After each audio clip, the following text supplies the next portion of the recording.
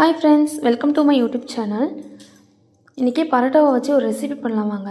வானலில் எண்ணெய் ஊற்றிட்டு எண்ணெய் நல்லா காஞ்சதும் 2 கிராம்பு ஒரு பட்டை சேர்த்துக்கலாம். கட் பண்ணி வச்சுருக்க வெங்காயத்தை சேர்த்து நல்லா வதக்கிக்கலாம்.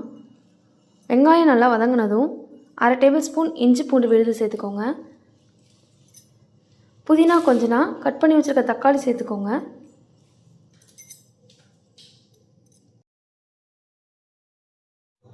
தேவையான அளவு உப்பு போட்டுக்கலாம். இப்போ மசாலா சேர்த்துக்கலாம். 1/2 tablespoon chilli powder, 1/4 tablespoon garam masala, இதெல்லாம் சேர்த்து நல்லா வதக்கிக்கலாம். நான் இப்போ 1/2 டேபிள் ஸ்பூன் சோயா சாஸ் சேர்த்துருக்கேன்.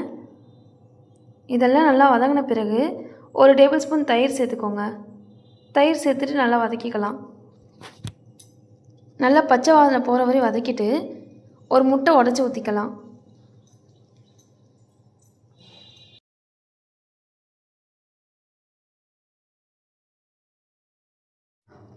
முட்டை உடச்சி ஊற்றிட்டு நல்லா இந்த மசாலா கூட வதங்கட்டும்.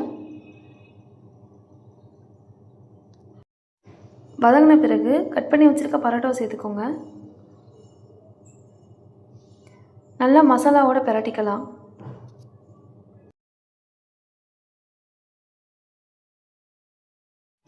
கடைசியாக கொத்தமல்லி தழை போட்டு இறக்கிக்கோங்க.